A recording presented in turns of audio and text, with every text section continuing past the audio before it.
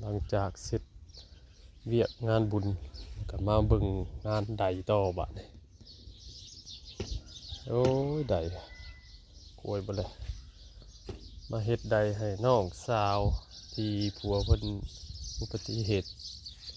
นั่นแหละเพิ่นอยู่บ้านย่าเพิ่นบัดนี้มาให้ลุงใหญ่เตรียมเฮ็ดใดให้เพิ่นสิเข้ามาเฮือนเฮือนเพิ่นก็หกก็ดีน้องเอ้ยผู้เครื่องใดเพิ่นเฮ็ดใดให้คนบ่อยู่เฮือนเพิ่นเลยเอาเข้าเมียนเฮือนแบบนี้เพิ่นไปอยู่บ้านย่าเพิ่นเป็นเดือน2 เดือนเลยกี่พุ่นเกาะเบิดเครื่องเฮือนเป็นหกคักคนบ่อยู่เนาะโพดโพบักโมบักแตง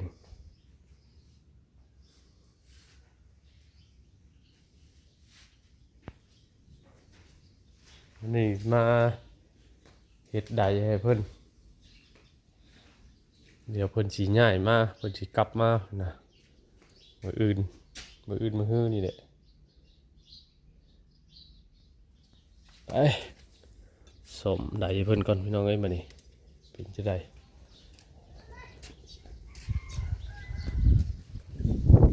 เดี๋ยวงานบุญแล้วก็มาต่องานใดมันเป็นถอดออกเมียดคนบ่อยู่เลยถอดออกเมียดเตรียมเบิ่งก่อนมันสิใส่ได้บ่เนี่ยได้ป้าแต่ดนเลยเพื่อนเพิ่นก็โคก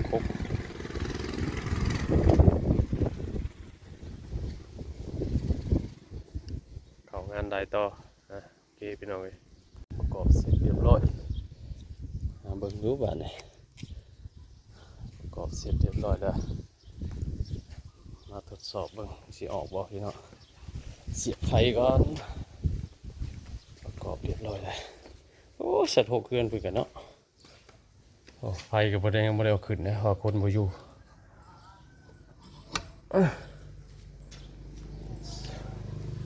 ทดสอบแบบเสียบมาก่อน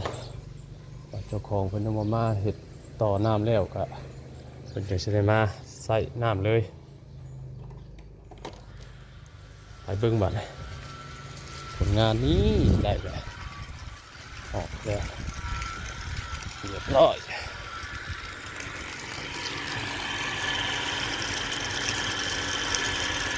ใส่ได้ผมคงคอยปรับเอาอย่างนี้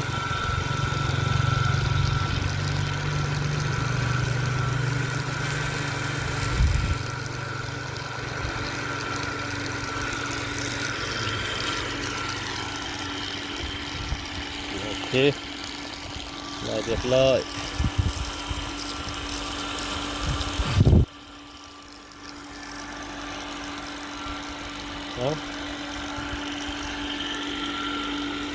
คอยลงแบบ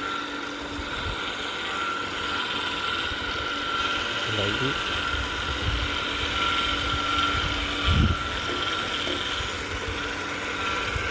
นี่จะตันก็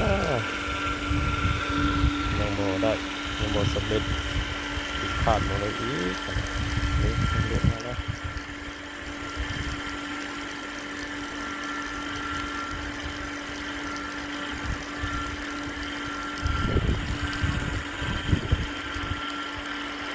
ใส่มีโมผิดพลาดผิดใหม่อีกเสกใหม่อีกโอ้ยเสกใหม่ก่อนมีโมผิดพลาดจะเป็นโมใดบ้านน้อยเบิ่งไปหาโมคนผิดพลาดก่อนจะเป็นโมใด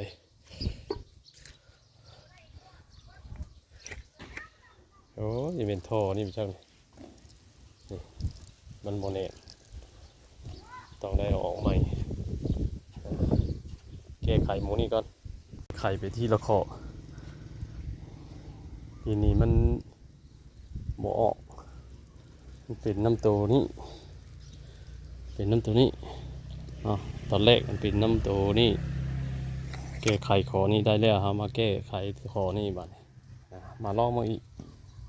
มันบ่ได้ตัวนี้ก็สิแก้ไขไปเรื่อยๆขอใหม่มาเบิ่งอีกก่อนพี่น้องมาคนเดียวเล่นพุดไปพุดมาเสียบเองโอ้มืดละเบิ่งดูบัดได้เด้เองครับแก้ไขถึงจุดแก้ไขถึงหมอกนี่แหละมีแก้ไขถึงจุดนั่นแหละโอเคได้แล้ว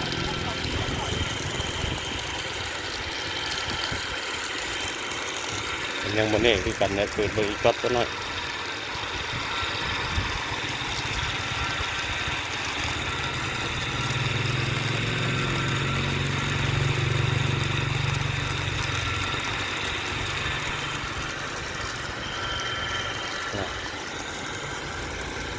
เพราะว่าเพิ่นปะแต่โดนในบริษัทน้ำ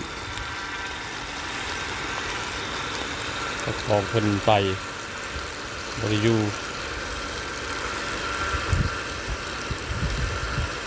โอ้สิได้ก็เนาะคือคอยลงเองก็ได้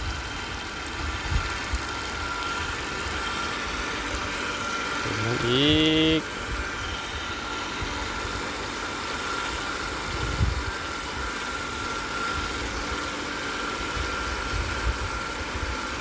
ไข่ตัวได้อีกก่อน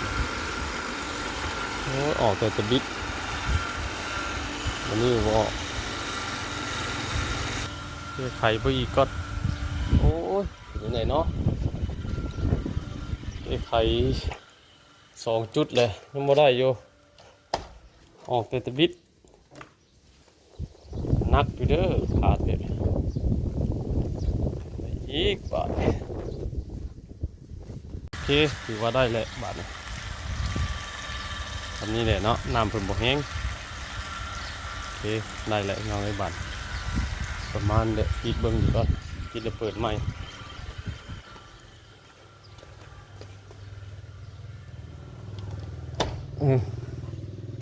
ปิดกับบริษัทสวิกเลยถอดเอาผักเบิ้งอีกจักหน่อยเลยครับเปิดเบิ้งทาขึ้นแล้วก็ถือว่าโอเคเพื่อนคนโบอยู่น้องเอ้ยเนี่ย6ครับ1มาเพิ่นบ่มีเหล้าเข่าเด้เหล้าเข่าเพิ่นเพื่อนหอมเพื่อนน้อยเอาเข่าไว้เจนึงแล้วคนนอนอยู่เจนึงบาทเพื่อนเพิ่นก็ยังบ่แล้วอันนี้คือเพื่อนน้องสาว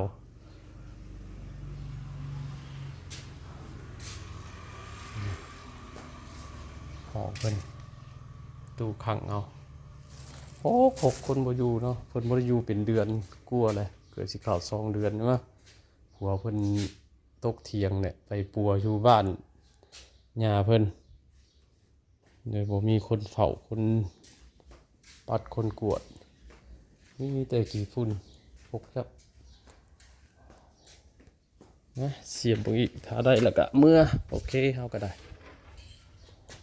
ถือว่าผ่านโอเคป่ะได้แล้วโอเคได้